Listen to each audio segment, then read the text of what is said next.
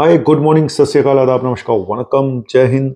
अ, आज का टॉपिक बहुत इंपॉर्टेंट है। नई मेडिसिन आ चुकी है एक कोलेस्ट्रॉल कम करने की। लेकिन उससे पहले आपको बता दूं कि हमारा फाइब्रोस्कैन कैंप, जो लीवर चेकअप कैंप होता है, वो लग रहा है इस बार 10 जून को।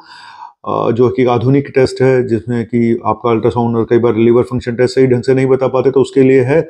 और नॉन इन्वेजिव टेस्ट है और काफ़ी सब्सिडाइज रेट पे हमारे यहाँ होता है। तो इस बार 10 जून को लग रहा है, सेकंड सैटरडे को। इसी के साथ कंप्लीट हेल्थ चेकअप के भी कुछ कैंप लग रहे हैं, जिसमें न्यूरोपैथी चेकअप भी इंक्लूडेड है, साथ में ईसीजी है और भी कुछ टेस्ट हैं।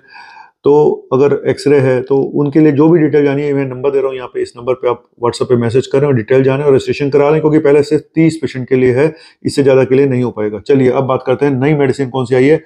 नई मेडिसिन का नाम है बेम्पिडोइक एसिड। बेम्पिडोइक एसिड, जी हाँ, ये बेम्पिडोइक एसिड जो 2020 में आ चुका था।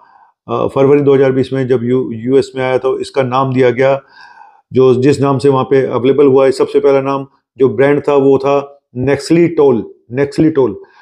और नेक्सलीटोल जो है, क्यों इसकी जरूरत पड़ी इस दवा की?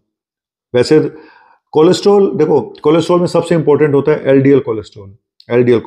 और एलडीएल कोलेस्ट्रॉल ही माना जाता है कि सारी जो ब्लॉकेज होती हैं, जो हार्ट अटैक होते हैं, जो स्ट्रोक होते हैं, जहां पे भी ब्लॉकेज, एथेरोस्क्लेरोसिस हो रही है, तो एलडीएल का सबसे इंपॉर्टेंट हाथ होता है। सबसे बड़ा विलेन एलडीएल है। तो ये देखा गया कि स्टेटिन जो हम सालों से देते आ रहे हैं, पिछले 30 40 50 सालों से, लेकिन स्टेटिन में खास बात ये देखी गई कि तो इनका एक साइड इफेक्ट है मसल पेन, जिसकी वजह से लोग दवा छोड़ देते हैं।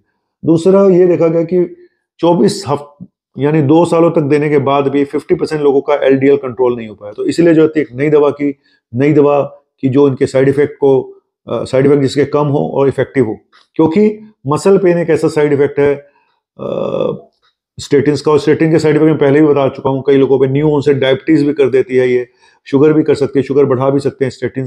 तो इसीलिए बहुत सावधानी से देनी पड़ती है स्टेटिन। और स्टेटिन देने के बाद रेगुलर ब्लड शुगर भी जरूर चेक कराते रहना चाहिए, शुरू में जरूर कराना चाहिए। और तो इसी के साथ आ गई स्टेटिन के साथ एक और नई दवा, जो मैंने अभी नाम बताया, बेम्पिडोइक एसिड। नाम थोड़ा अजीब है, बेम्पिडोइक एसिड।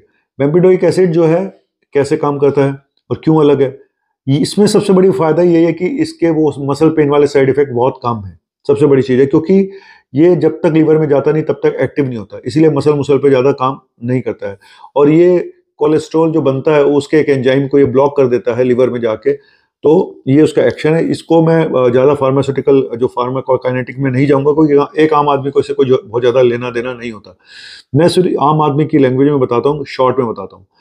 सबसे अच्छी चीज देखा गई इस दवा को देने के बाद कि इसको कम से कम 180 मिलीग्राम की आती है और 3 महीने तक तो आपको देना ही देना है। इसको कायदे से किन पेशेंट को देना चाहिए, लेकिन पहले बता दूं, ये जब दी गई तो देखा गया कि एलडीएल को भी कम करती है, नॉन एचडीएल जो कोलेस्ट्रॉल होता है उसको भी कम करती है, एचएससीआरपी को भी कम करती है, एपोल लाइपोप्रोटीन बी जो है उसको भी कम करती है। तो 180 mg 3 महीने तक दिया। लेकिन किस पेशेंट को देना है, सबसे बड़ा इशू यही है कि किसको देना, बस ये जान लो, ये बहुत बड़ा इशू है यहाँ पे। पहली चीज, इसको मोनोथेरेपी की तरह यूज शुरू में ना करें कि जी हमारे पास कोलेस्ट्रॉल का पेशेंट है, हम सीधा यही दवा दे दें, ऐसा मत करें। पहले आप स्टेटिन ही दें। अगर पेशेंट को स्टेटिन टॉलरेट नहीं कर पाता है, स्टेटिन से कोई प्रॉब्लम होती है, तब आप इसको या तो उसकी डोज कम करके इसको ऐड करें, और अगर डोज कम करने से भी वो नहीं ठीक हो रहा है तो उसको बंद करके फिर ये शुरू करें। जनरली ये नया मॉलिक्यूल है बेम्पिडोइक एसिड।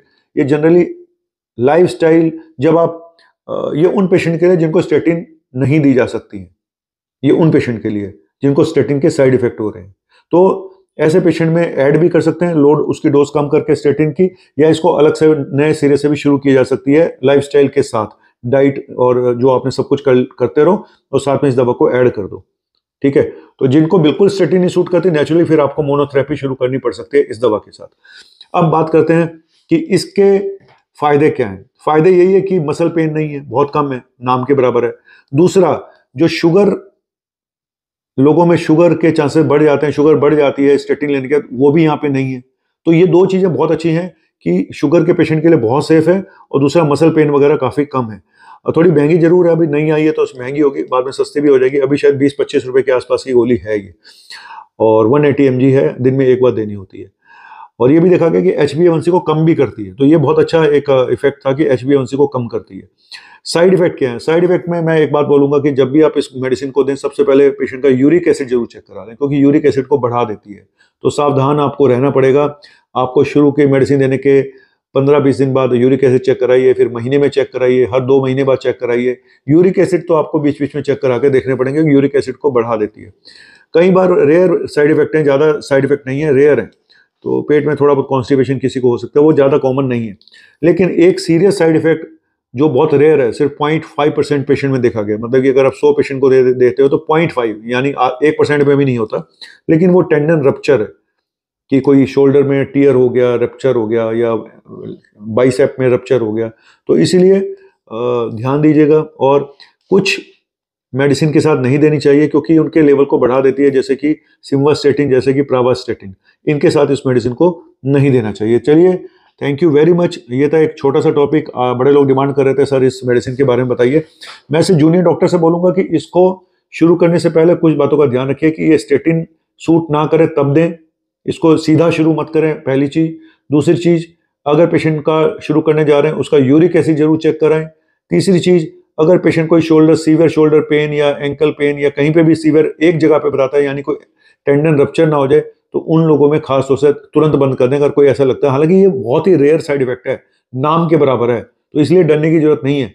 ऐसे तो यार हवाई जहाज क्रैश कर जाता है तो आप क्या हवाई जहाज से जाना बंद कर दोगे क्या? तो मैंने बताया ना, 100 में से 0.5%, तो बहुत नाम के बराबर है, कोई इतना साइड इफेक्ट नहीं है इसका। तो कुल मिला के एक अच्छी मेडिसिन है।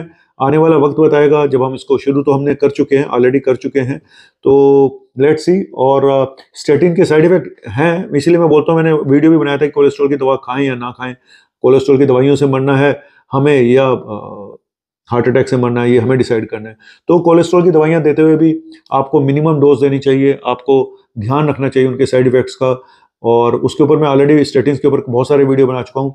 और अपने लाइफस्टाइल को ठीक रखें तो सबसे बढ़िया, यार दवाई की जरूरत ही ना पड़े तो इससे अच्छा और क्या हो सकता है। लेकिन काफ़ी जगह पे देनी पड़ती है, जहाँ पे हार्ट अटैक हो चुका है वहाँ पे देनी पड़ती है, जहाँ फैमिली हिस्ट्री है और आपको शुगर बीपी और बड़े सारी प्रॉब्लम्स हैं, जहाँ पे बहुत रिस्क है ब्लॉकेज होने का, तो वहाँ पे देनी पड़ती है। तो चलिए, मजबूरी है कोलेस्ट्रॉल की दवा देना। अब मैं तो ये बोलूँगा कि मजबूरी में ही देनी चाहिए, और हर किसी को शुरू नहीं कर देनी चाहिए। किसको लेनी है किसको नहीं लेनी है स्टेटिन्स, इसके ऊपर मैं वीडियो बना चुका हूँ कि whether to whom to take और नॉट, किसको देना है किसको नहीं देना, और किसको कितने टाइम तक देना है, सारी चीज़ें हैं। स्टेटिन एक स्ट्रॉन्ग मेडिसिन है, एक ऐसी दवा है जो फ़ायदा भी करती है, हार्ट अटैक से बचाती है, लेकिन कहीं ना कहीं छोटे मोटे ऐसे भी साइड इफेक्ट हैं जो पेशेंट टॉलरेट नहीं कर पाते हैं। तो वहाँ पे हमारी मजबूरी होती है, तो वहाँ पे उस मजबूरी के लिए ये दवा आई है, बेम्पिडोइक एसिड।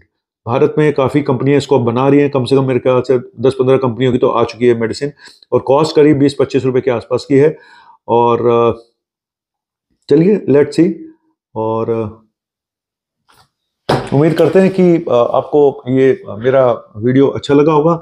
आज मैंने बहुत ही फॉर्मल ढंग से बनाया, कैजुअल ढंग से नहीं बनाया। लोग कहते हैं सर आप ना बड़े सुपरफिशियल चीज़ें बताते हो, आप ना डीप में नहीं जाते हो। यार मैं अगर किताबी ज्ञान दूं और बिल्कुल घुस के वो बढ़ाऊं तो आपको क्या फ़ायदा होगा। मुझे लगता है कि प्रैक्टिकल नॉलेज देना ज़्यादा ज़रूरी है, और प्रैक्टिकल नॉलेज में टू द पॉइंट बात यही करी है, जैसे इसमें कि मैंने कहा कि स्टेटिन जिनको सूट नहीं करी सिर्फ उनको देनी है, और यूरिक एसिड जरूर चेक कराना है। ये 2 काम कर लेना इस मेडिसिन को देने से पहले। Thank you very much. आपका अपना मुन्ना भाई MBBS। शुक्रिया। रब्बा खैर, शब्बा खैर।